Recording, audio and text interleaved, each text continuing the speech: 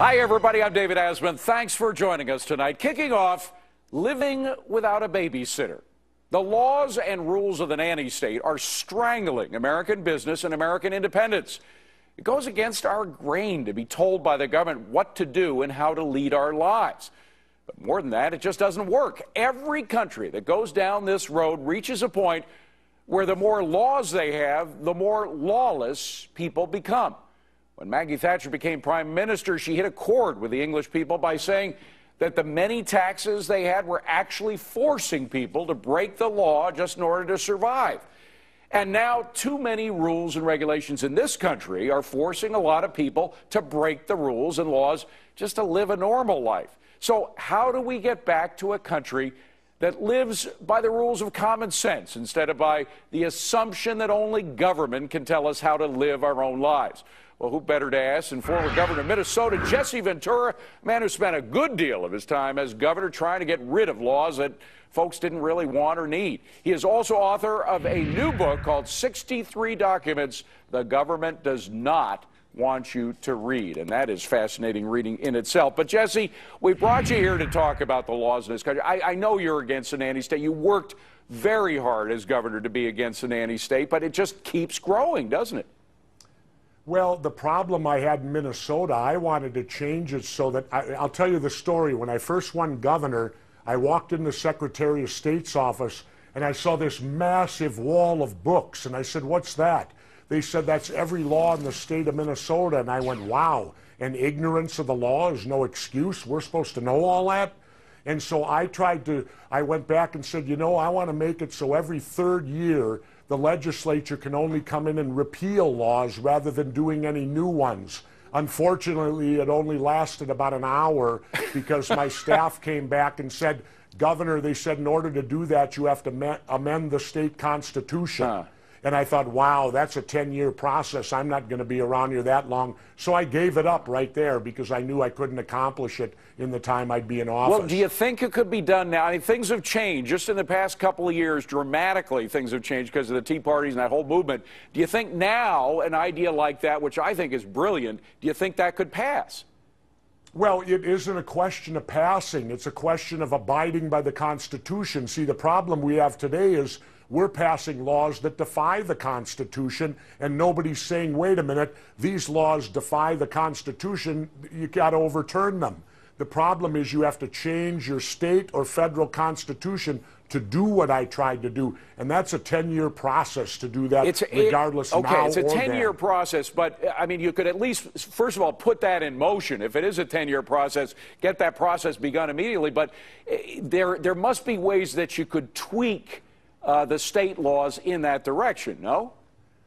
Well, I don't know. Like I said, I moved on then because I had far too much stuff to do as an independent governor. You know, when I was an independent governor with the Democrats and Republicans, I was about as welcome as the red-headed stepchild on the day they read the will.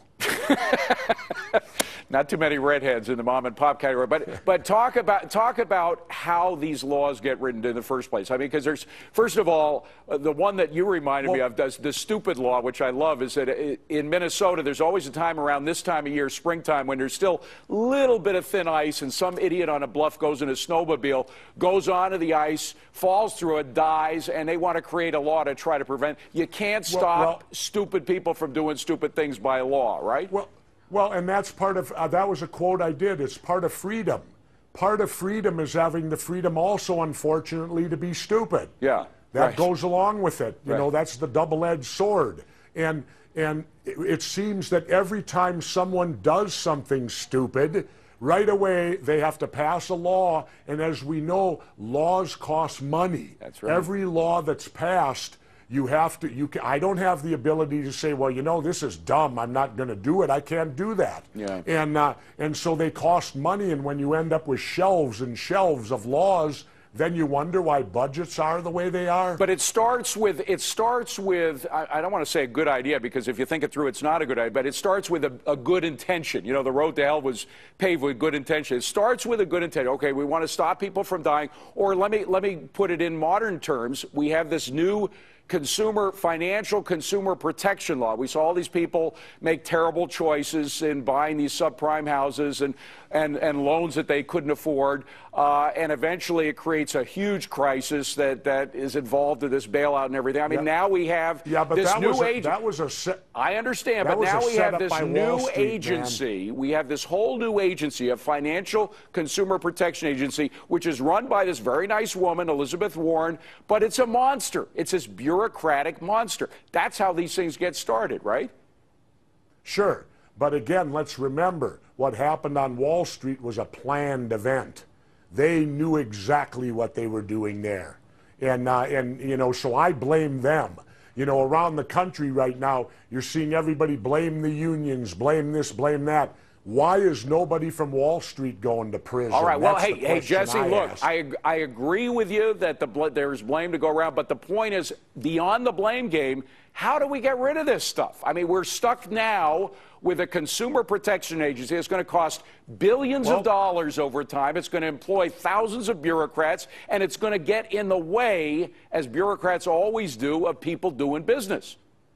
Well, the way I believe we can take our country back and we can have a bloodless revolution naturally is for everyone to stop voting for Democrats and Republicans. After all, they're the cause of this. They're not the solution, they're the problem.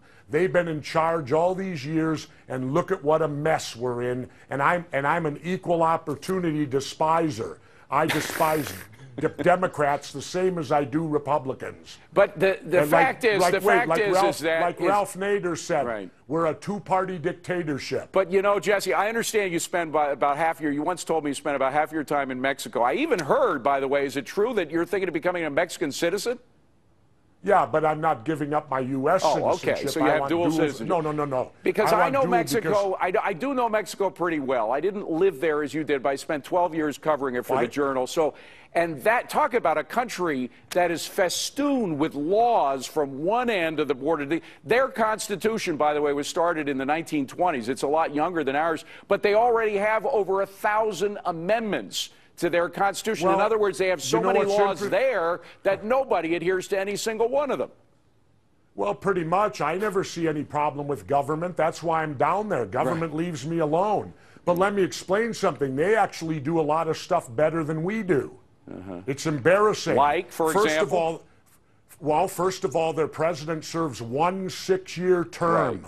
I wish we would switch to that. Another thing, our property taxes, we penalize good behavior and reward bad. Case in point, if you buy a home and fix it up, how are you rewarded? You pay more. Well, you know how it works in Mexico? Your property taxes are due in March. If you pay them in January... Jesse, look, wait, let me finish. Quickly.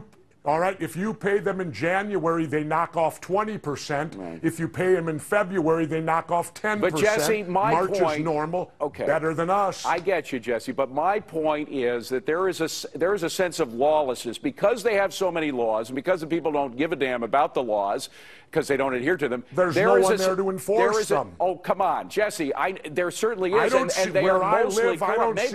Maybe not where you live. You live in Baja California, but if you live in Mexico City, if you live in Monterey, if you live in San Miguel de Allende, one of the big places down there, you're going to have to deal with a lot of corrupt officials who at any moment could accuse you of something, and the only way you can get out of it is by paying a little more detail, a little bribe. Gee, it sounds like the United States today. Well, in the United States, they don't call them bribes. They call them tax assessments or extra charge for this or extra charge. My point is that to a certain extent, violate our Constitution. Hold on. Jesse, there is a difference. We do have a sense of rule of law here, and I admit it is being squashed over the past few years, but we do have a rule of law here that they do not have in Mexico. And that's why I like being down there, more freedom. Well, freedom if you can pay for it. If you can't pay for it, you can end up in a lot of trouble. Nobody bothers me. Well, I wouldn't if I was down there either. Jesse, stay with us. We want to bring in a panel to talk about what we're talking about. Conservative commentator Monica Crowley. Hold on a second. We'll be able to talk more, Jesse, in just a second. Fox News radio host Alan Combs and Fox News contributor Dr. Keith Abloh. Keith, first to you, because Jesse makes some great points. I know Mexico very well. It is true. You can, if you want to have a fire on the beach, you just light a fire on the beach. You know, and if some cop comes around, you pay him a little bribe, and that's the end of it. But the downside of that, Keith, is the fact that you have a certain sense of lawlessness, and you don't have the ability to take that cop if he reneges on his promise and actually comes and arrests you, throws you in jail. You're still stuck. You don't have that ability to go to the courts to get your due. Neither do we. I think I can get Jesse to agree with me on this. I'm a fan, by the way, but here I think we could agree on this. The least structure you want is the structure of a Ferrari automobile. That's what we're looking for in government. We want just enough to contain the explosive nature of man, just enough to channel it onto the track and get great acceleration without causing a lack of performance. We have too much here. There's probably not enough there, because without it, you have people taking matters into their own hands and deciding, well, I'll be the structure in the absence of it. So that's my guideline. How do we stay on track but let people perform to their maximum possibility? And Monica, you got 30,000 people killed in the drug war down there. I know there are reasons. Again, there's plenty of places to blame for that drug war, but the bottom line is you do have a lawlessness there that you don't have here. Well, that's true. I mean, look, the Founding Fathers' original philosophy was the government that governs best is the government that governs least. Yes. Meaning that the central government, the federal government, should have limited enumerated powers to expand freedom, to give individuals as much individual freedom as possible, right? That's what this country was founded on. Now we have a situation where lawmakers always feel that they need to justify their existence, and they do that by making laws, lawmaking, right? And so what you end up with is some of the most absurd things on the books, because they do take the exception, whether it's the guy on the snowblower and he hurts himself and that becomes a law. They take the exception, they turn it into the rule, and they apply it to everybody. The question is, where do you want the laws to be? We may agree that I don't want the government telling me that I can't have a Happy Meal. You know, I think I don't want the government involved in telling me what, or they shouldn't tell McDonald's what they can put in a box for, depending on the number of calories. But do we need laws telling women about their reproductive rights? Do we need laws telling consenting adults they can't pay for sex? Do we? I mean, what laws do you want to stop? There's always, because you can say one person can say we need a law protecting women's rights, another say we need to protect the baby's rights. So there's always, you're always going to have conflict, but you have to have ways to resolve that conflict within the law, and you don't always have that in Mexico. You don't always have it here either, Jesse, and that's the point of your book, is 63 documents. You find a lot of things in this book that shows you that there are a lot of cases where right here we don't have that kind of rule of law. Well, absolutely. This book is terrifying. Let me add another one. Why do they stick fluoride in our water when fluoride is the main ingredient of Prozac? Well, I'm not sure fluoride's the main ingredient of Prozac. Oh, yes, it is. But yes, it is. No, I don't think so. But it can be a carcinogen, and I'm not sure that fluoridated water makes sense in general. I read something different than you then, because let's see, it was the Nazis that first put Prozac in the water, or I should say fluoride. Fluoride is 90% of Prozac. All right. Well, the point is, Monica Crowley, that the more that the government can get away with, the worse it is for individuals. I mean, that's the point of Jesse's book, and you can see exactly what they've gotten away with in the past. Some of it is pretty frightening stuff. And we're seeing that to great extent today under this administration, with spreading the tentacles of government power into every nook and cranny of your life, from your health care and your most private something that is killing Alan Cole. They haven't done that. They keep saying it's a government takeover of health care, which is not true. It's not a government takeover. If it were a public option, or if it were single payer. By the way, Jesse, do you agree with that? Do you think that Obamacare is a government takeover or not? Who, me? Yeah. The most thing I'd like to say is all our congressmen and senators that stand up and say no to Obamacare, why don't those hypocrites get rid of their government-run health care? That's right. Why don't they deny? Why don't they say, look, I'm going to set an example. Why are you agreeing, I'm giving up because my government-run health If you hate the government, but these people work for the government and get all the largesse that the government gives them. You think every individual, because of Obamacare, will get what the people in government now have? By the way, I reject the term Obamacare. I reject that term. Do you think that everybody will get under the Obama plan, everybody will get what the folks in Congress now have? No, that's not what I'm saying. But I'm asking, do you think that? No, but 47 million people will get covered who are not now covered. Jesse Ventura's book is called 63 Documents the Government Does Not Want You to Read, but you can read it in this book. Jesse, thank you very much. We'll hear more from the panel coming up. And also on deck, attention deficit disorder. Republicans